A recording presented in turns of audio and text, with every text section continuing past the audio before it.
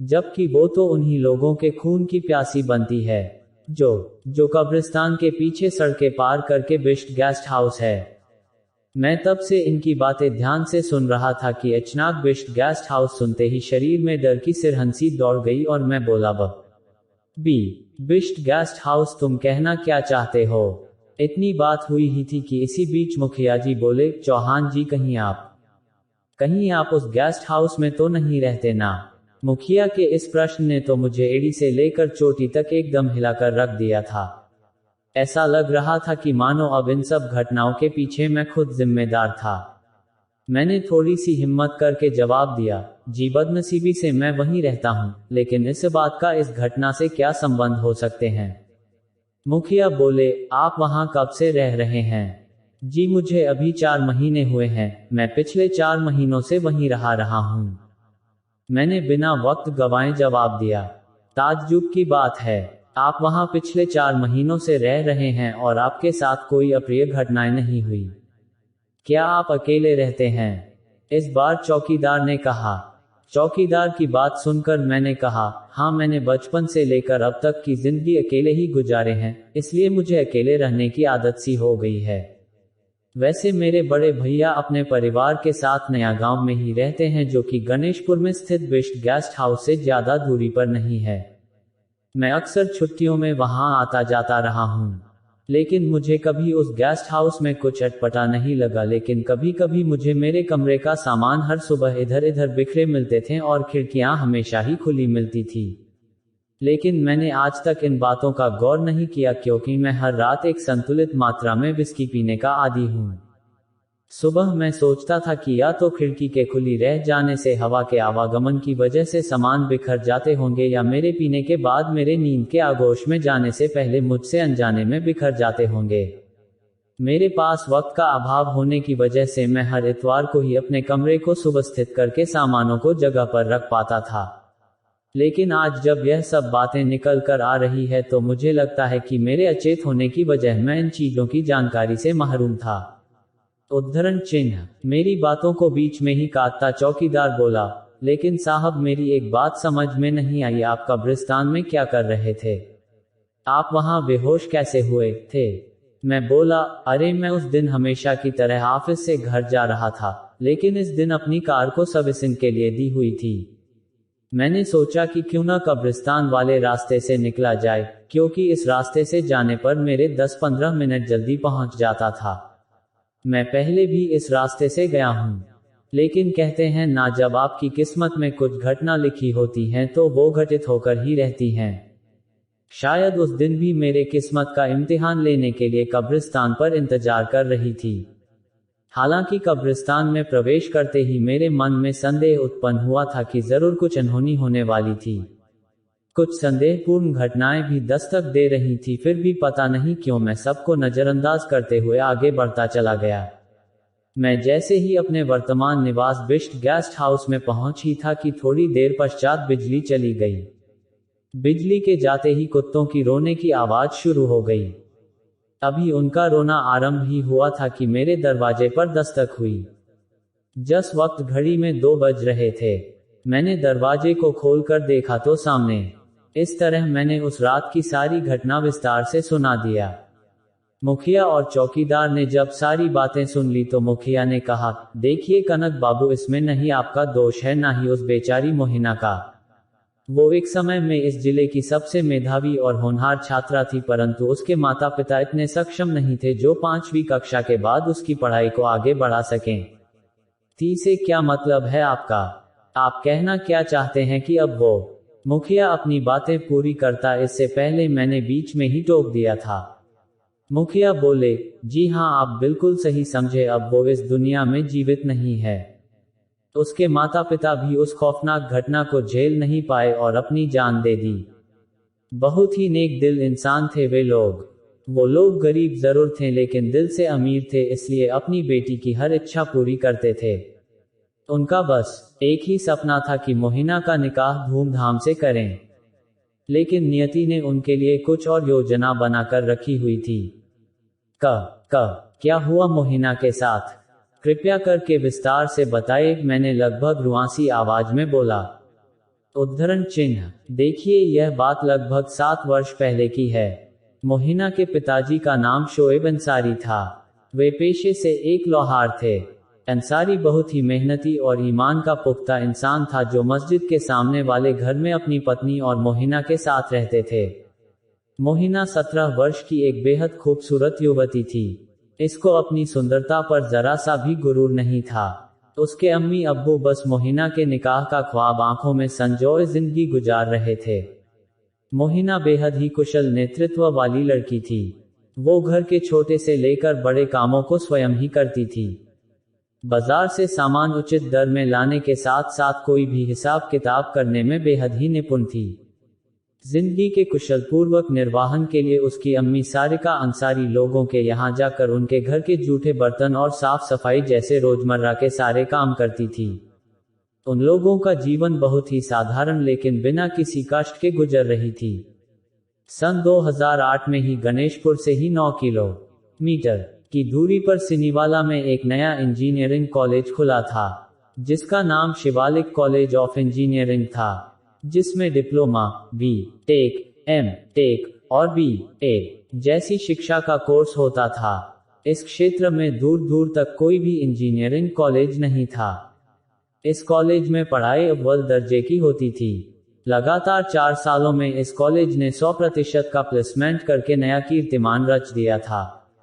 इस कॉलेज का इतना महत्व बढ़ गया कि लोग बहुत दूर दूर से इस कॉलेज में दाखिला लेने के लिए आने लगे। स्थानीय लोगों ने इस मौके को भुनाने में कसर नहीं छोड़ी और उन्होंने फटाफट घर बनाकर विद्यार्थियों को किराए पर रहने के लिए आवंटित कर दिए। हमारे गांव के ही एक धनाढ्य व्यक्ति जिनका नाम अमन अग्रवाल था, वो नया गांव के पंजाब नेशनल बैंक में मैनेजर के पद पर कार्यरत थे। उन्होंने कब्रिस्तान के समीप एक जमीन का टुकड़ा बेहद कम दर में ले लिया। अतिरिक्त आमदनी आज की दुनिया में किसे अच्छी नहीं लगती। इस मकसद से जमीन लेने के 6 माह के अंदर ही उन्होंने एक गेस्ट हाउस बनवा दिया। गेस्ट हाउस बनाने की जल्दीबाजी से कहीं ज्यादा बेचैनी इंजीनियरिंग कॉलेज में पढ़ने आए विद्यार्थियों को थी, क्योंकि जब गेस्ट हाउस के निर्माण का काम आखिरी चरण पर था, तभी 2 विद्यार्थी जो कि पड़ोसी राज्य से आए थे, वे निश्चित समय से पहले ही 3000 रुपये मासिक किराए पर उस गेस्ट हाउस में रहने के लिए आ गए। विद्यार्थियों का नाम दीपक कपसूरी तथा लखविंदर सिंह था। दीपक Kapsuri Shivalik college of engineering में सिविल से डिप्लोमा करने आया था और दूसरा विद्यार्थी लखविंदर सिंह उसी कॉलेज ने बी टेक मैकेनिकल इंजीनियरिंग में प्रवेश लिया था। कॉलेज में अभी मुश्किल से 2 सेमेस्टर ही खत्म कर पाए थे कि ये नशे और अय्याशी के गिरफ्त में पूरी तरह आ गए थे। अपने साथ साथ बहुत सारे विद्यार्थियों को इसका आदी बना चुके थे। क्लास बंक करके इधर इधर तफरी करना और दोस्तों के साथ कॉलेज के पीछे नदी के किनारे तो कभी बिस्ट गेस्ट हाउस में मटरगश्ती करते रहते थे। अल्प उपस्थिति के कारण कॉलेज से नोटिस भी इनको भेजा जा चुका था, परंतु वो नशे के ऐसे अभ्यस्त हो चुके थे कि उनको इस बात का कोई असर नहीं हुआ। इसके पीछे एक गंभीर कारण इनके माता पिता द्वारा भेजी गई आवश्यकता से अधिक धनराशि भी था। मोहिना की माता भी बिस्ट गेस्ट हाउस में झाड़ू लगाने और जूठे बर्तन साफ करने जाती थी। सुबह पुराने लोगों के काम करने जाने के कारण उसके पास वक्त की कमी होती थी। इसलिए मोहिना की मां बिस्ट गेस्ट हाउस में अक्सर रात के 8:45 बजे के लगभग जाया करती थी और फटाफट 9:15 तक काम निपटा कर वो घर के लिए निकल जाया करती थी। वो वक्त की बिल्कुल ही पाबंद थी। 9:30 तक वो घर पहुंच जाया करती थी। उसके दिन भर की थकान उसकी बेटी मोहिना के हाथों की नर्म नर्म फुलके खाकर छूमंतर हो जाती थी। इस तरह मोहिना का परिवार मेहनत करते हुए सुखमयी जिंदगी की गाड़ी आगे बढ़ रही थी। एक दिन दुर्भाग्यवश मोहिना की माता बिस्ट गेस्ट हाउस से वापस आ रही थी। मस्जिद से सड़क के दूसरे छोर पर अपने घर की तरफ जाने के लिए सड़क पार कर रही थी कि अचानक तेज गति से आती हुई मोटरसाइकिल उनसे टकरा गई। मोहिना की माता या अल्लाह करके सड़क पर गिर पड़ी। मोहिना की माता का सिर खून से लथपथ हो गया था। यह देखकर मोटरसाइकिल पर सवार युवकों ने आनन फानन में ना आव देखा न ताव और ये फटाफट अपनी मोटरसाइकिल उठाकर 9:11 हो गए। घड़ी में रात्रि के 9:30 बजे का वक्त हो रहा था। मोहिना की मां की अवस्था और कराहने की आवाज सुनकर लोहार शोएब अंसारी और इस गांव के कुछ स्थानीय लोग मोहिना की अम्मी को फटाफट अस्पताल ले गए। बाइक की जोरदार टक्कर मोहिना की अम्मी के बाईं टांग पर होने की वजह से डॉक्टर ने प्लास्टर चढ़ाया था। सिर पर पट्टी और आवश्यक उपचार होने के बाद डॉक्टर ने घर जाकर 3 हफ्ते आराम करने का सलाह दिया। 3 हफ्ते बाद दोबारा अस्पताल आकर प्लास्टर को कटवाना होगा। तब तक के लिए कोई भी भारी काम करने के लिए डॉक्टर ने ना करने की हिदायत दी थी। मोहिना की अम्मी को अभी घर आए हुए मुश्किल से 4 दिन ही हो रहे थे कि लोगों ने दैनिक आवश्यक कार्य जो मोहिना की अम्मी घर घर जाकर करती थी, उन लोगों ने परेशान करना शुरू कर दिया। मोहिना की अम्मी को कम से कम 17 दिन और आराम करना था ताकि 21 दिन का वक्त पूरा हो सके और पुनः काम पर वापस लौट सके। परंतु कुछ दिनों से लगातार लोगों की शिकायत और यातनाओं के कारण वो बेबस सी दिखी। फिर एक दिन मोहिना ने जिद की कि अम्मी जब तक आप सही नहीं हो जाते तब तक कुछ दिनों के लिए अपनी अम्मी की जगह वो काम करने जाएगी। वैसे भी अब बस कुछ दिनों की ही तो बात है, जब आप सही हो जाओगे तो फिर आप चली जाना। उसकी अम्मी ने बहुत मना किया परंतु अपनी लाचारी और हालात की बेबसी के कारण उसने हामी भर दी। मोहिना की अम्मी ने उसे सभी घर की जानकारी दे दी और मोहिना खुशी खुशी ये काम करने लगी। पहले 2-3 दिनों तक ताल बैठाने में दिक्कत हुई, फिर वो अभ्यस्त हो गई। मोहिना की अम्मी का दुर्घटना हुए 14 दिन हो गए थे, उसके प्लास्टर कटने में मात्र 7 दिन शेष रह गए थे। बात 12 जनवरी 2008 की रात 9 बजे रात की है। उस दिन सुबह से ही लगातार बारिश हो रही थी। इस बारिश की वजह से मानो रातें भी इतनी ठंड हो चुकी थी कि सड़क पर आवारा कुत्ते भी नहीं दिख रहे थे। गहन अंधेरे के साथ साथ चारों तरफ दूर दूर तक एकदम सन्नाटा पसरा हुआ था। उस बारिश की वजह से ठिठुरन बढ़ गई थी। हवाओं में भी अलग सा एक खालीपन था जो इस रात किसी अनहोनी की आशंका को सूचित करने की कोशिश कर रहा था। ऐसी ठंड में ठिठुरन होते हुए भी मोहिना बिस्ट गेस्ट हाउस की तरफ ये सोच कर निकल पड़ी कि जितनी जल्दी जाऊंगी उतनी ही जल्दी वापस आ जाऊंगी और अब तो बस 7 दिनों की ही बात है, अम्मी का प्लास्टर कट जाएगा तो फिर इस वक्त अम्मी को ही जाना पड़ेगा। यही सब सोचते हुए वो अपनी धुन में चली जा रही थी। उसने गौर किया कि रोज इस वक्त जाते वक्त कुछ कुत्ते उसका पीछा करते हुए कब्रिस्तान के पास बिस्ट गेस्ट हाउस तक पहुंच जाते थे, लेकिन आज उसके साथ कोई भी कुत्ता साथ नहीं था। उसने इसकी सबसे बड़ी वजह इस बारिश वाली ठिठुरन भरी ठंड को भी दिया। अभी वो आधे रास्ते आई ही थी कि उसके मन में हुआ कि वो वापस चली जाए, क्योंकि आज न जाने रात क्यों ज्यादा ही भयानक और खौफनाक लग रही थी। परंतु उसके दिल में ख्याल आया कि जब मैं आधे रास्ते आ ही चुकी हूं तो क्यों ना फिर काम खत्म करके ही वापस जाया जाए। ये सही रहेगा, मैं जल्दी से सारे काम खत्म कर लूंगी और निकल जाऊंगी। इतना सोचते सोचते वो कब बिस्ट गेस्ट हाउस पहुंच गई उसे खुद ही पता नहीं लगा। उसने जैसे ही गेस्ट हाउस के अंदर कदम रखा वो देखकर एकदम से ही स्तब्ध रह जाती है। वो देखती है कि कमरा बिल्कुल ही नायाब ढंग सजा हुआ है और म्यूजिक पूरे वातावरण में उच्च तीव्रता के साथ गूंज रहा है। वो जैसे ही कमरे के अंदर प्रवेश करती है वो देखकर चौंक जाती है कि कमरे के दीवार पर चारों तरफ गुब्बारों के साथ रंग बिरंगे फीते लटक कर दीवार की शोभा बढ़ा रहे थे। सामने मेज पर गहर भूरे रंग का केक था जो कि अब बस कटने ही वाला था। तभी मोहिना की नजर लखविंदर सिंह पर पड़ी जो दीपक कपसूरी और अपने साथ के साथ 4 दोस्तों के साथ भी का लुत्फ ले रहा था। शायद ये लोग इन्हीं के साथ उनके कॉलेज में पढ़ते होंगे। ये अनुमान लगाकर मोहिना किचन की तरफ बढ़ ही रही थी कि उनमें से एक ने कहा, oh my God, she is so hot यार।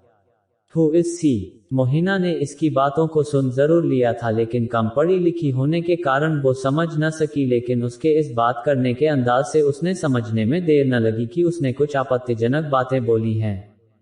उस बात को मोहिना नजरअंदाज करते हुए किचन की तरफ बढ़ गई थी। उसके इतना कहते ही लखविंदर सिंह बोला, अरे पागल हो क्या? ये हमारे काम करने वाली बाई की बेटी है। उनकी तबीयत कुछ दिनों से ठीक नहीं है तो ये साफ सफाई करने आती है। Oh come on man, I think I am in love with her. ये कहकर वो बंदा मोहिना की तरफ बढ़ गया जो कि किचन में अभी पहुंची ही थी। Oh hello beautiful, my name is Vikas Uniyal. My chums like to call me Bittu, come join us together. ये कहते हुए इसने मोहिना का हाथ पकड़ लिया। उसके हाथ पकड़ते ही चटाक की आवाज से पूरा कमरा गूंज उठा। ये गूंज इतनी जोरदार थी कि सभी के समझ में आ गया था कि ये जोरदार चांटे की आवाज है, जो कि अभी मोहिना ने इसके गाल पर रशिद की है। इस चांटे के शोर से कमरे में चल रहे गाने को भी चिर कर रख दिया था। इस आवाज को सुनते ही सभी ने बियर की बोतल को नीचे रख दिया। रसोई घर से बिट्टू अपने दाहिने गाल पर हाथ रखते हुए बाहर निकलते देख उन सभी का अंदाजा बिल्कुल ही सही निकला। अचानक वातावरण बिल्कुल ही शांत हो चुका था। जो अभी तक चखने और बियर के नशे में चूर थे वो बिल्कुल ऐसे मौन थे जैसे वो चटाक की आवाज उन सभी के गाल से आए हों। कुछ सेकंड्स तक बिल्कुल ही सन्नाटा पसरा हुआ था। उनमें से किसी की हिम्मत दोबारा बियर उठाने की नहीं हुई।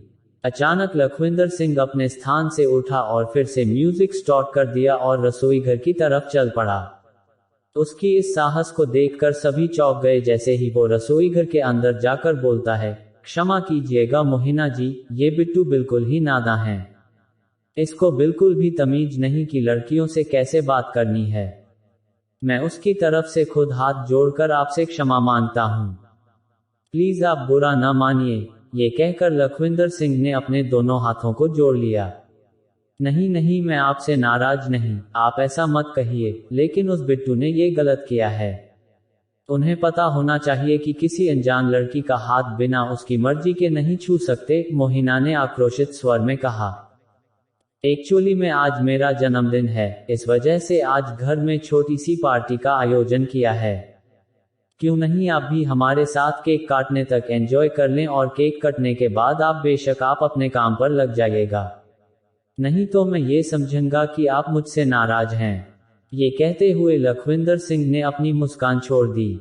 लेकिन मुझे घर जाने में देर हो जाएगी, मोहिना ने डरते और सहमे हुए अंदाज में कहा। इतना सुनते ही लखविंदर सिंह के शैतानी खोपड़ी में नई तरकीब सूझी और वो बोला, ओह आप उसकी बिल्कुल ही चिंता न कीजिए, मैं खुद आपको आपके घर तक बिट्टू की बाइक से छोड़ दूंगा, जिससे आप अपने तय वक्त से पहले ही पहुंच जाओगे। प्लीज आप हमारे साथ केक काटने तक साथ रहिए। और हाँ, अभी तो किसी ने डिनर भी नहीं किया है। चलिए जल्दी से केक काटा जाए और हम लोग डिनर करके आपके काम को आसान कर दें। नहीं नहीं, आप अपने दोस्तों के साथ केक काटिए, मैं अकेली अपने आप को असहज महसूस करूंगी। ये कहकर मोहिना ने अपनी नर्म आंखों को झुका लिया। मोहिना का इतना कहना ही था कि बिट्टू भी अपने दोनों हाथों को जोड़कर बोला, मैं अपनी उस गुस्ताखी के लिए माफी मांगता हूँ। मुझसे वो अनजाने में गलती हो गई। तो इसका मतलब आप अब भी नाराज हैं? उद्धरण चिन्ह। बिट्टू की बातें पूरी हुई भी नहीं थी कि अभिषेक शर्मा भी वहां पहुंच गया और बोला, आप अकेली कहाँ हैं, यहाँ हम लोग भी तो साथ हैं आपके, प्लीज चलिए ना। चारों के घड़ियाल के आंसू देखकर और बार बार जिद करने की वजह से मोहिना उनके साथ केक काटने वाली जगह पर चल पड़ी। लखविंदर सिंह ने केक को काटा और चारों तरफ happy birthday to you, happy birthday to you dear Lakhwinder के आवाज से कमरा गूंज उठा। लखविंदर ने 19 नंबर की मोमबत्ती, जो कि उसके वर्तमान आयु को सूचित कर रही थी, उसको फूंक मार के बुझाया और केक का पहला टुकड़ा मोहिना के मुंह में डालते हुए बोला, आज की रात हमारे स्पेशल मेहमान के लिए। मोहिना खुद को अपने आप को रोक न सकी और उस केक को खाते हुए उसके आंखों से पानी अनायास ही ये सोचकर झलक उठा कि उसने अपनी 17 साल की जिंदगी में कभी भी केक का स्वाद नहीं चखा था और इतना सम्मान भी नहीं मिला था। आज की इस मतलबी दुनिया में भला गरीबों के साथ कौन अपने सुख को बांटता है। वो यही सब बातें सोचकर मन ही न प्रफुल्लित हुए जा रही थी कि अचानक उसके सामने लखविंदर सिंह ने उसे अपने साथ डांस करने की पेशकश कर दी। मोहिना न चाहते हुए भी अपने आप को रोक न सकी और मुस्कुरा दी। उसकी इस मुस्कुराहट का जवाब हाँ समझने में लखविंदर ने जरा सा भी देरी नहीं की। इस बैकग्राउंड गाने के साथ माहौल रोमांटिक से हो चला था और लखविंदर मोहिना के साथ उसका हाथ पकड़कर डांस कर रहा था। यह देखकर बाकी सारे दोस्तों ने भी मोहिना के साथ शामिल हो गए। अभी रोमांटिक गाना आपने चरम ओर ही था कि अचानक अभिषेक शर्मा, जो कि मोहिना के पीछे डांस कर रहा था, वो मोहिना के बदन से अपने बदन को सटाकर बार बार डांस करने का असफल कोशिश करने लगा। मोहिना थोड़ी देर अनजान बनकर उस तरफ उतना ध्यान न देते हुए डांस करने में लगी हुई थी, लेकिन अभिषेक के बार बार इस हरकत से उसकी नीयत को भांप गई और खुद को लखविंदर के तरफ आने की कोशिश की और डांस करने में मशगूल हो गई। अभी डांस करते हुए मुश्किल से 15 से 20 मिनट ही हुए थे कि अचानक लखविंदर सिंह ने मोहिना के कमर वाले हिस्से से जकड़ते हुए झटके से अपनी ओर खींचा और मोहिना के होठों पर एक जोरदार चुंबन जड़ दिया। लखविंदर की इस नापाक हरकत से मोहिना के पांव के नीचे से जमीन ही खिसक गई थी। जिस लखविंदर सिंह की चिकनी चुपड़ी बातों में आकर उसने भरोसा जताया था वो ऐसी गंदी हरकत कर देगा, इसकी उसको कतई उम्मीद नहीं थी। इससे पहले कि वो कुछ कर पाती इतने में ही लखविंदर ने इस बार एक फिर मोहिना के गर्म होठों पर अपने होठों को रखकर जोरदार चुंबन अंकित कर दिया। अभी पहली चुंबन के प्रतिक्रिया के बारे में सोच ही रही थी कि तब तक दूसरे चुंबन से वो सिर से लेकर पांव तक हिल गई थी। उसका चेहरा गुस्से से बिल्कुल ही सुर्ख लाल हो गया था। उसने साहस करके बिजली की फुर्ती से लखविंदर सिंह के गाल पर एक जोरदार तमाचा जड़ दिया। इस बार का तमाचा इतना जोरदार था कि लखविंदर का जबड़ा तक हिल गया था। उस तमाचे का लखविंदर पर कोई असर नहीं हुआ। उसकी वहशी हंसी पूरे कमरे में गूंज गई। लखविंदर पर इस तमाचे का उल्टा ही असर हुआ। उसने मोहिना के हाथों को पकड़कर उसके पीठ के पीछे के हिस्से की तरफ मोड़ दिया। मोहिना दर्द से कराह उठी, लेकिन अब लखविंदर पूरा वहशी बन चुका था। उसके हाथों को झटकते हुए बोला, साली तेरी हिम्मत कैसे हुई मुझे चांटा मारने की, अब इसका अंजाम तुझे भुगतना ही होगा। मोहिना के साथ हुए इस अचानक घटना ने अपना दिमागी संतुलन खो दिया था। उसके समझ नहीं आ रहा था कि वो क्या करे। जब वो दर्द से छटपटा उठी तो बोली, नहीं मुझे अल्लाह के लिए छोड़ दो, मुझसे गलती हो गई, आज इसको बता दे कि देखो अगर तुमने मेरे साथ कुछ ऐसा वैसा किया तो मैं पुलिस को बता दूंगी और तुम्हें सजा दिलवाऊंगी। एक अबला को तुम 5-5 लोग मिलकर अपनी ताकत दिखा रहे हो, क्या यही तुम्हारी मर्दानगी है? ये कहते के साथ मोहिना के आंखों में आंसू छलक उठा। हाँ अभी थोड़ी देर ठहर जा, तुझे खुद पता लग जाएगा कि किसकी मर्दानगी तुझ पर भारी पड़ेगी। इस बार यह आवाज दीपक कपसूरी की थी। इतना कहते ही वो भी मोहिना के ऊपर भूखे शेर की भांति झपट पड़ा। मोहिना के दोनों हाथों को बाकी दो लड़कों ने मजबूती के साथ जकड़ लिए थे। मोहिना ने अपने आप को इतना बेबस कभी नहीं पाया था। वो चाहकर भी उन लोगों की गिरफ्त से छूट नहीं पा रही थी। धीरे धीरे गिरफ्त और बढ़ते ही जा रही थी और मोहिना मन ही मन कशमकशा कर रह जा रही थी। उसने किसी तरह पूरी ताकत लगाया और वहां से भागने लगी। मोहिना ने जैसे ही दरवाजे की कुंडी की तरफ हाथ बढ़ाया ही था कि धड़ाम की आवाज करते हुए वो फर्श पर जा गिरी थी। बिट्टू ने उसको दरवाजे की तरफ भागते हुए देखा था और झटके से अपनी दाहिनी हाथ से मोहिना की बाईं टांगों को जकड़ लिया था। नतीजतन मोहिना तेज गति में भागने की वजह से अपना संतुलन नहीं बना सकी और औंधे मुंह फर्श पर गिरी थी। मोहिना के इस कदर नीचे गिरने से उसे जोरदार चोट लगी थी। वो अब बहुत जोर जोर से चीखने लगी थी। मोहिना के नाक से लहू की धारा फूट पड़ी थी और वह बेहोश हो गई थी। उन सभी ने उस बेचारी की इस मजबूरी का फायदा उठाया। वे वहसी दरिंदे बनकर उसके जिस्मों से खेलते रहे। पूरी रात मोहिना की बेबसी का फायदा उठाकर बारी बारी से इसके इज्जत को तार तार करते रहे। अचानक सुबह 5 बजे सुबह लखविंदर की आंखें खुलती हैं। नशे की हालत में इसके सारे दोस्त फर्श पर ही थककर बदहवास से पड़े थे। किसी को किसी की सुध ही नहीं है। अचानक उसकी नजर मोहिना के शरीर पर पड़ती है। वो कमरे का नजारा देखकर चीख पड़ता है, या रब्बा, ये नहीं हो सकता, ये हमने नशे की हालत में क्या कर दिया, हम इतना जालिम कैसे हो गए। ये कहते हुए उसने अपने सारे दोस्तों को उठाता है। सारे दोस्तों की भी वही हालात हो चुकी है जैसा लखविंदर अभी अभी महसूस कर रहा था। सभी को अपनी रात की नादानी पर पछतावा हो रहा था। लेकिन जैसे ही लखविंदर ने मोहिना को जगाने का प्रयास किया वो झटके से उछलकर दूर जा पहुंचा था। इस हरकत को देखकर सभी की आंखें फटी की फटी रह गई। क्या हुआ, बोलता क्यों नहीं कुछ? दीपक कपसूरी ने अपने आप को संभालते हुए पूछा। लखविंदर का जिस्म एड़ी से छोटी तक जोर जोर से कांप रहा था। दीपक के कुछ समझ नहीं आ रहा था। दीपक ने भी माजरा समझने के लिए मोहिना के जिस्म को जैसे ही छूकर चित पलटा वो जोर जोर से रोने लगा। बाकी के दोस्त जो अभी बदहवासी हालात में लेटे थे अब वो अपना सिर पकड़कर बैठे थे। मोहिना की आंखें खुली की खुली थी। बहुत ही खौफनाक मंजर था। मोहिना का जिस्म ठंडा पड़ चुका था। उसने इस पापी दुनिया को हमेशा के लिए अलविदा कह दिया था। अब किसी के कुछ समझ नहीं आ रहा था। सभी आधे घंटे तक बिल्कुल चुपचाप से पड़े रहे। उनकी हालत देखकर लग रहा था कि जैसे उन सभी को सांप सूंघ गया हो। लगभग 20 से 25 मिनट तक ऐसे पड़े रहने के बाद अचानक लखविंदर सिंह रोने लगा और रोते रोते कहने लगा, अब कोई भी नहीं बचेगा, हम सब बर्बाद हो जाएंगे, पुलिस किसी को नहीं छोड़ेगी। चुप, एकदम चुप, पागलों जैसी बातें मत करो। अब हुआ सो हुआ, ये गुनाह हम सभी से मिलकर हुआ है, इसका निदान भी हमें मिलकर करना होगा।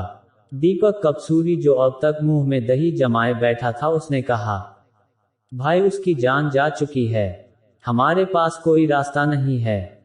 उसके नाक से लगातार रक्त का स्राव हुआ है, उसके मरने का एक कारण ये भी है। बिट्टू ये कहकर चुप हो गया। मेरी बात अभी ध्यान से सुनो और जैसा मैं कहता हूं वैसा करो तो हम लोगों को कुछ नहीं होगा। लखविंदर की इस बात ने सभी का ढाढसा बढ़ाया। तब तू कहना क्या चाहता है? बिट्टू बोला, देखो जो होना था वो तो हो चुका, अब हमें धीरज से काम लेकर इस परेशानी से निजात पाना होगा। वो सब तो ठीक है लेकिन ये होगा कैसे? ध्यान से सुनो, इस गेस्ट हाउस में मेन गेट के पास एक गोदाम है, वहां फावड़े और गेंती देखी थी। ये कहकर लखविंदर उन सभी को योजना समझाता है और सभी को अपना अपना योगदान करने को कहता है। योजना के हिसाब से लखविंदर और बिट्टू मोहिना के शव को एक बोरी में डाल देते हैं। बोरी का सिरा मजबूत रस्सी से बांधकर कब्रिस्तान के तरफ बढ़ चलते हैं। दीपक कपसूरी और अभिषेक शर्मा फावड़े और गेंती के साथ उनसे 100 मीटर का फासला बनाकर आगे आगे चल रहे थे। सुबह 5:30 बजे का वक्त था और मूसलाधार बारिश होने की वजह से इंसान तो दूर की बात कोई जानवर भी नहीं दिख रहा था। एक तो बारिश और ऊपर से ये ठंड का मौसम, बहुत कठिनाई हो रही थी। शव को उठा कर ले जाने हालात ये थे कि मरता क्या न करता। थोड़ी बहुत दिलेरी और थोड़ी हिम्मत करके सभी कब्रिस्तान के अंदर थे। बिट्टू और लखविंदर ने बिना मौका गंवाए गेंती से खुदाई शुरू कर दी। इनमें से कोई भी व्यक्ति इस कार्य का न तो आदी था न ही अभ्यस्त, इसलिए गड्ढे खोदने में लगभग 25 मिनट लग गए। वो तो शुक्र हो कि बारिश की वजह से मिट्टी गीली थी तो ज्यादा वक्त नहीं लगा और चारों ने बारी बारी मिलकर झटके से गड्ढे खोद दिए। चारों ने हाथ लगा लगा कर लाश को उस गड्ढे में ठिकाने लगा रहे थे। गड्ढे में लाश को डालने के बाद मिट्टी से ढकने का कार्य जारी था। अभी कुछ मिट्टी ही डाली थी, अचानक कब्रिस्तान के एक कोने पर हलचल हुई। इस हलचल ने इन चारों की सिटी पिट्टी गुम कर दी। कोई भी अपनी जगह से नहीं हिल पा रहा था। कुछ वक्त बाद टॉर्च की रोशनी उनकी के साथ कोई उनकी तरफ बढ़ने लगा। ये देखते ही चारों एक साथ उठे और लखविंदर के भागों कहते ही सभी सारा सामान वहां छोड़कर भागने लगे। यह देखकर टॉर्च वाला इंसान भी उनकी तरफ भागने लगा। सभी कब्रिस्तान के दूसरे छोर की तरफ सर पर पांव रखकर भागे थे।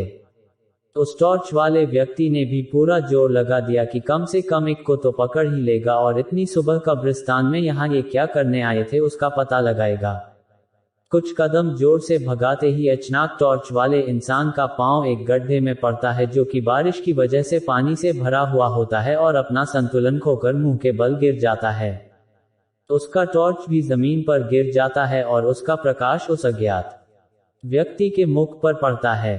अहमद मियां, अरे ये तो फहीम अहमद मियां हैं जो कब्रिस्तान के गार्ड हैं। ये कहते ही बिट्टू और उसके अन्य साथी कब्रिस्तान की चारदीवारी फांद कर भाग पड़े। दोबारा खड़े होकर फहीम कुछ देर तक उनके पीछे भागा, लेकिन उम्र के इस पड़ाव पर था कि वो कब्रिस्तान की चारदीवारी फांद कर दूसरी तरफ नहीं जा सकता था। लेकिन उसने भागते हुए 4 लोगों को देखा था। फहीम मियां ने खुद को संभाला और उस तरफ चल दिया जिस तरफ वो लड़के कुछ देर पहले एकत्रित थे। वहां जाकर हस्तप्रबल रहा जाता है कि वहां जमीन खोदने के कुछ सामान भूमि पर इधर उधर पड़े हुए थे और वहीं पर एक गहरा गड्ढा भी मौजूद था जिसे देखकर अनुमान लगाना मुश्किल नहीं था कि ये कुछ देर पहले उन 4 युवकों द्वारा खोदी गई है। तभी अचानक, या अल्लाह, ये शब्द बोलते ही वो झटके खाकर पीछे की तरफ गिर जाता है। वो फिर अपने शंका दूर करने के लिए उठता है और गड्ढे की तरफ बढ़ पड़ता है।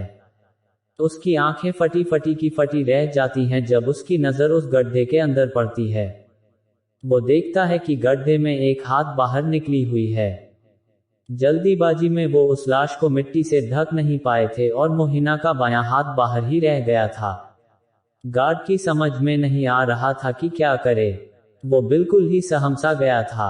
वैसे तो उसका घर कब्रिस्तान में ही था और वो अक्सर लाशों को दफनाने आने वालों को देखता रहता था, परंतु आज उसे पहली बार डर लग था। उसकी डर की वजह यह थी कि चारों युवक चुपके से इस काम को अंजाम दे रहे थे।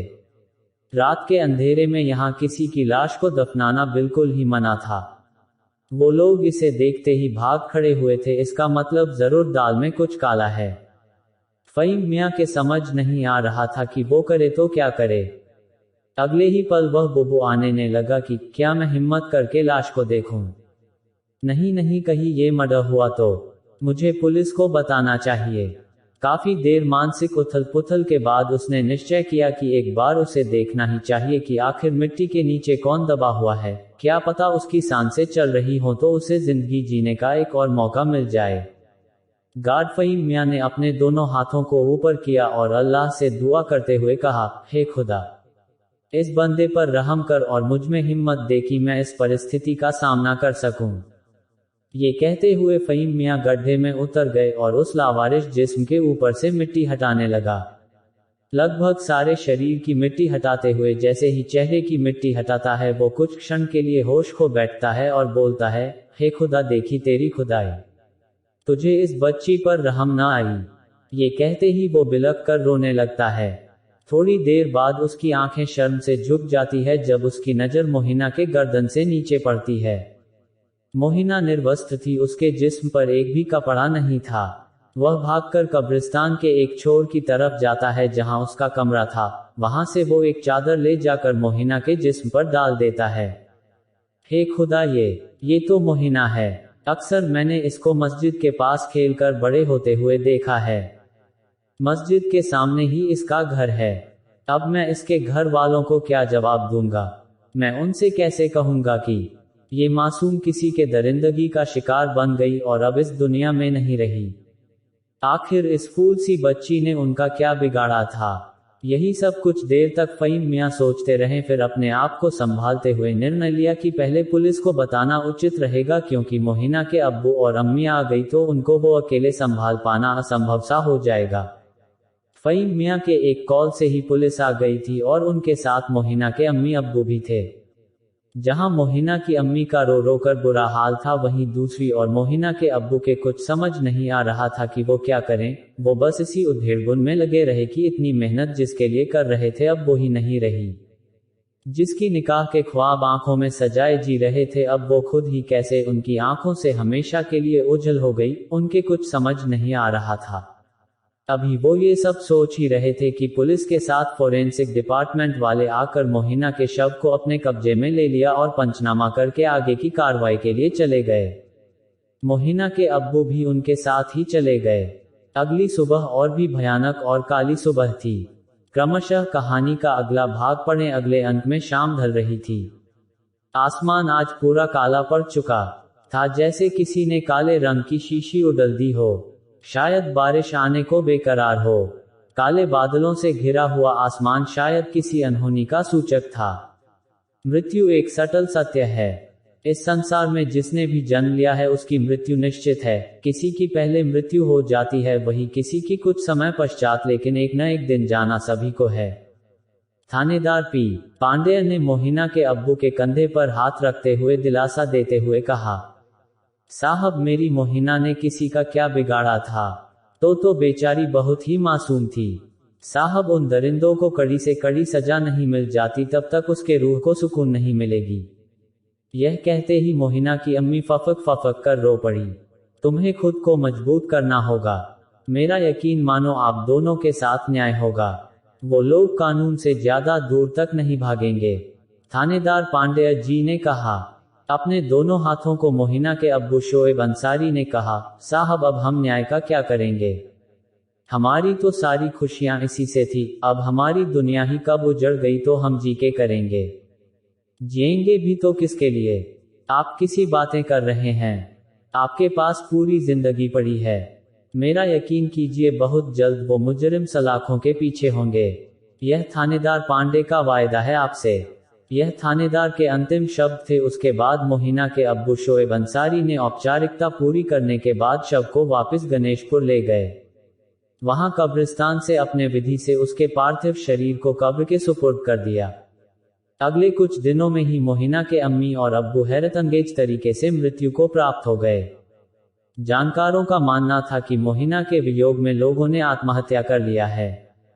शायद उनका इस समाज में खिल्ली उड़ना और लोगों के बीच उस कुकर्म के चर्चे को सह पाना उनके लिए विडंबना बन गई होगी और दोनों ने खुशी खुशी मौत को गले लगा लिया था। मोहिना के अम्मी अब्बू के रहस्यमयी मौत ने खौफ का एक माहौल बना दिया था, जिसका असर यह हुआ कि रात्रि को भी व्यक्ति उनके घर की तरफ होता हुआ नहीं जाता था। गांव कुछ लोगों का मानना था कि मोहिना अब भी वहां घूमते हुई दिखती रहती है। इस बात में कितनी सच्चाई है यह तो मुझे भी नहीं पता, लेकिन उन बातों से मैं किनारा करना भी उचित नहीं समझता था। इस काल्पनिक सोच के इस रहस्यमयी माहौल ने सबको अपनी जकड़ में ले लिया था। इसी वजह से गांव के कुछ साहसी युवकों ने उस घर को जलाकर खाक कर दिया। ऐसा करने से काफी हद तक मानसिक जीत मिली, लेकिन यह जीत ज्यादा दिन तक जारी नहीं रह पाया। मोहिना के साथ हुए उस जघन्य अपराध के बाद उन 5 लड़कों का कुछ भी पता नहीं लग पा रहा था। वो सभी के सभी अपनी पढ़ाई बीच से ही छोड़कर भाग चुके थे। कुछ समय बाद कोई पुख्ता सबूत और किसी भी व्यक्ति के हस्तक्षेप नहीं करने की वजह से मोहिना का केस बंद कर दिया गया। लगभग 1.5 साल बाद एक परिवार उस बिस्ट गेस्ट हाउस में रहने आया, लेकिन 1 महीने के अंदर ही परिवार के सभी 6 लोग अजीब तरीके से मृत पाए गए। कुछ दिनों बाद जब घर से बदबू बाहर आने लगा और लोगों की शिकायत के बाद पता लगा कि उस परिवार को मरे हुए 4 दिन से ज्यादा का वक्त हो गया था। मौत का सिलसिला यही नहीं थमा। 2 साल बाद जब सभी को लगा कि स्थिति सामान्य हो गई है तो सभी के दिल से मोहिना के भय लगभग निकल चुका था। एक दिन उसी बिस्ट गेस्ट हाउस में एक शिक्षक अपने पत्नी और 2 बेटे और 1 बेटी के साथ रहने आए। उनका अच्छा समय व्यतीत हो रहा था कि एक दिन उनके पति की सीढ़ी से गिरकर मौत हो गई। धीरे धीरे उस सदमे ने अपना असर दिखाना शुरू कर दिया और उनकी श्रीमती जी पागलपन का शिकार हो गई। एक बार अमावस की काली रात जब चारों ओर सन्नाटा पसर हुआ था, रात्रि के किसी पहर अपने बच्चों के साथ छत पर चढ़ गई और सबसे पहले उस औरत ने अपने 2 बच्चों को छत से धक्का देकर मार डाला और अंत में अपने सबसे छोटे बच्चों को लेकर छत से कूद पड़ी। सुबह पूरे गांव में हाहाकार मच गया था। आस पड़ोस के गांव में यह खबर आग की तरह फैल गई थी कि यह सब मोहिना का ही किया धरा है।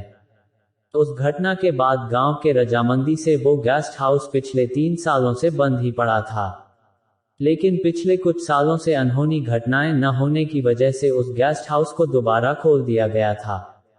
मुझे खुशी इस बात का है कनक बाबू कि आप पहले ऐसे एकलौते इंसान हो जिसके साथ अभी तक कुछ बुरा नहीं घटा है। जरूर आपने कोई अच्छे कर्म किए होंगे या पिछले जन्म के पुण्य होंगे। यह कहते हुए मुखिया जी मेरी और अधीर भाव से देखने लगे। मैंने उनकी सारी बातें सुनने के पश्चात कहा, मुखिया जी यदि ऐसी बात होती तो मुझे तो उस आत्मा से मिलना ही नहीं होता। उद्धरण चिन्ह नहीं, अब इस बात को झुठला नहीं सकते कि वह शक्ति काल्पनिक या मनगंत है, क्योंकि अब सच्चाई आपको भी पता है। लेकिन मुझे दूसरी और ताज्जुब की बात यह भी लगी कि आपने उस शक्ति को न केवल एहसास किया अपितु देखने के बाद उसकी मदद करने की भी ठानी। शायद यही मदद भाव ने आपको अभी तक जीवित रखा हुआ है। मुखिया ने अपना तर्क रखते हुए फिर से एक बार और गहन सोच में पड़ गए। उसकी बात सुनने के बाद मैं बोला, देखिए मुखिया जी, मैं अभी भी हार मानने वालों में से नहीं हूं, क्योंकि अब मुझे पता चल चुका है कि मोहिना के साथ अन्याय हुआ है, तो मैं उसे अब न्याय दिलाए या मुक्ति दिलाए बिना सांस लेने वाला नहीं हूं। इसके लिए यदि आप साथ दे तो हाथ जोड़कर स्वागत है, और न दे इन्हीं हाथों से सलाम है। आपका बहुत बहुत धन्यवाद मुझे मोहिना से जुड़ी हर जानकारी को बताने के लिए। उद्धरण चिन्ह मैं यह कहकर वहां से निकलने ही वाला था कि किसी ने मेरा पीछे से हाथ पकड़ लिया और एक आवाज आई, चौहान जी, आप तो नाराज हो गए। मैंने ऐसा कब कहा कि मैं आपकी मदद नहीं करना चाहता। अब तो बात गांव की इज्जत की है और मर्यादा का भी। बस आपसे मैं निवेदन करूंगा कि यह बात अपने तक ही सीमित रखते हैं तो हम सभी आपको मोहिना को इंसाफ दिलाने के साथ उसकी मुक्ति पर भी आपका साथ देंगे। मुखिया ने मदद करने का ढांढसा दिया और साथ में एक कंडीशन भी रख दी। आखिर वो भी गांव की इज्जत को लेकर मजबूर थे।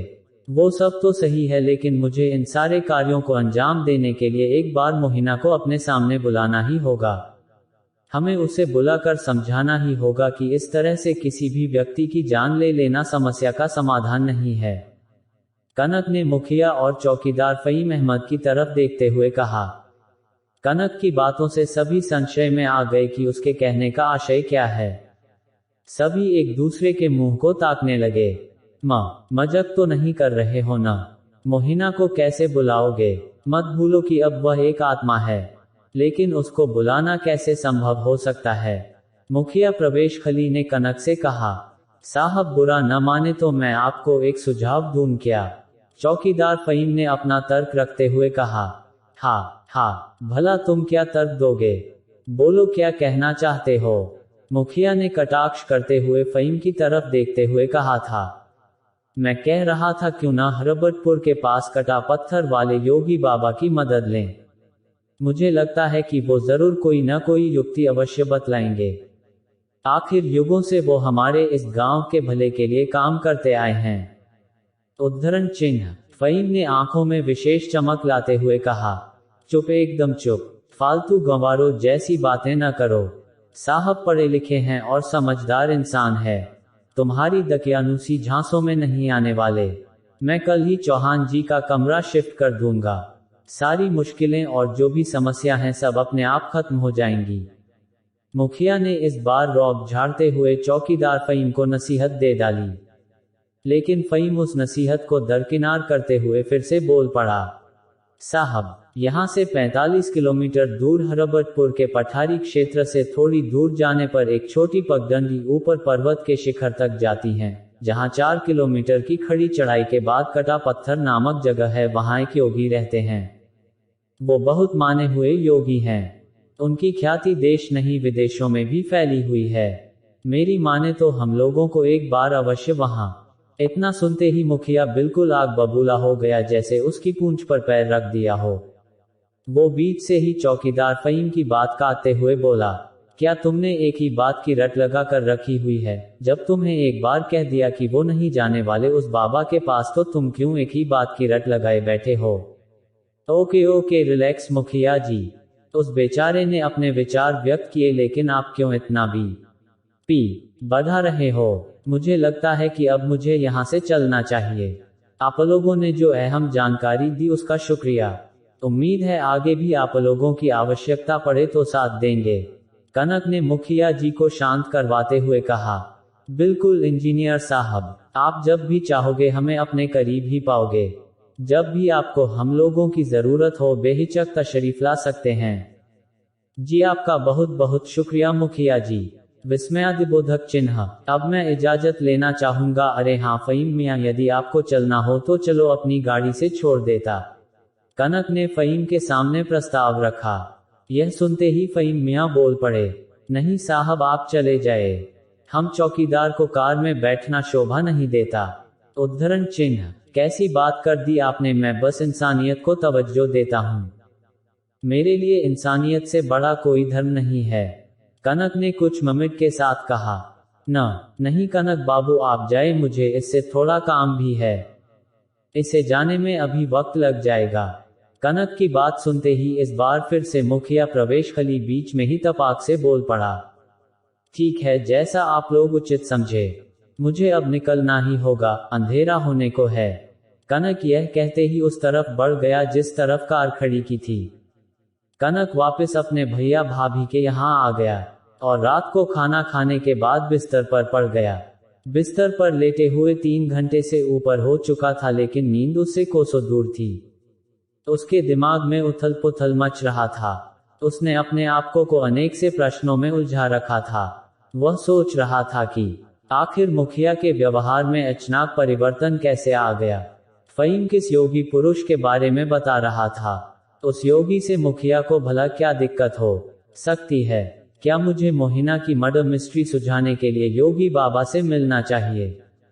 इन्हीं विचारों में उलझते हुए कब सूरज की रोशनी कमरे में प्रकाशमान हो गया, इसका पता कनक तब लगा जब उसकी नज़र घड़ी में नजर पड़ी।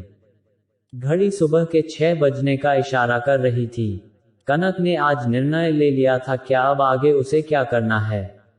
अब उसके चेहरे के भाव बता रहे थे कि अब बहुत जल्द गुत्थी सुलझा ही लेगा। वो खुश होकर अपने ऑफिस गया और लौटते वक्त उसने भैया को कॉल किया। 2 बार रिंग जाने के बाद भी जब भैया ने कॉल रिसीव नहीं किया तो उसने भाभी को कॉल किया। हेलो कनक, कैसे हो? भाभी, मैं ठीक ही हूँ। मैं कह रहा था कि मुझे आने में थोड़ी देर हो जाएगी। ओहो, तबीयत तो ठीक है ना आपकी? अरे मैं तो बिल्कुल ही ठीक हूँ। वो आज काफी दिनों बाद ऑफिस आया हूँ तो दोस्तों के साथ डिनर करके ही आऊंगा। अच्छा ठीक है, कोई बात नहीं। आप अपना ध्यान रखिएगा। ओके भाभी जी, बाय। यह कहते कनक ने कॉल रखा और अपनी गाड़ी निकली और फटाफट रफ्तार से चलाने लगा जैसे कोई गाड़ी छूटने वाली हो। थोड़ी देर में वो एक अनजान जगह पर गाड़ी खड़ी कर दी। चारों तरह नीरव सन्नाटा पसरा हुआ था। अंधेरा होने की वजह से पैदल रास्ते का अनुमान लगाना मुश्किल हो रहा था। तभी उस चारदीवारी का छोटा सा गेट दिखाई पड़ा। उस गेट के खोलते ही अजीब सी आवाज आई, जैसे वर्षों से वो गेट बंद पड़ा हो। गेट के खुलते ही आस पड़ोस के सारे कुत्ते एक साथ भौंकने लगे, जैसा किसी अनजान शख्स को देखकर होता है। कनक डरते हुए सहमे हुए आगे बढ़ने की कोशिश करता है। अभी पैदल चलते हुए चंद सेकंड्स ही हुए थे कि उसे लगा जैसे कोई उसका पीछा कर रहा है। वह अचानक वहीं अपने जगह पर रुक जाता है। उसके रुकते ही वह सूखे पत्ते की चरमराने की आवाज भी बंद हो गई। अब उसकी समझ में नहीं आ रहा था कि वह क्या करे। उसने हिम्मत करके पीछे पलट कर देखा, उसे अंधेरे की वजह से कोई भी दिखाई नहीं पड़ रहा था। उसकी सांसें बहुत तेज हो चली थी। वो अब समझ चुका था कोई तो है जो उसका पीछा कर रहा है। उसने अपना ध्यान हटाया और आगे की तरफ बढ़ने लगा। जैसे ही अचानक आगे बढ़ने को हुआ कि उसे लगा कि कोई तेजी से उसके पीछे की तरफ से आ रहा है। वो बिना समय गंवाए तेजी से सिर पर पैर रखकर भाग पड़ता है। वह लगातार बिना समय गंवाए अंधेरे में गिरते पड़ते भागने लगता है। थोड़ी देर में ही कनक को वहीं कोने में एक छोटी सी झोपड़ी दिखाई पड़ी। उस झोपड़ी से लालटेन की पीली रोशनी को साफ साफ देख सकता था। उस पीली रोशनी को देखते ही कनक ने सांस में सांस आई। वो अब अगले पल ही उस झोपड़ी के सामने खड़ा था। वो जोर जोर से उस दरवाजे को पीटने लगा, मानो जैसे किसी ने नहीं खोला तो उसे तोड़कर अंदर ही प्रवेश कर जाएगा। उसकी एक नजर पीछे की तरफ भी थी जहां उस आवाज का पीछा कर रही थी। वो आवाज अब बिल्कुल ही करीब जान पड़ रही थी। उसने इस बार इतने जोर से प्रहार किया कि दरवाजा अपने आप खुल गया। उसने फटाक से दरवाजे को लगाया और राहत की सांस ली। लेकिन जैसे ही उसकी नजर झोपड़ी के अंदर पड़ी, वो अपने जगह से खड़े ही उछल गया। उसकी आंखें खुली की खली रह गई जब उसकी नजर सामने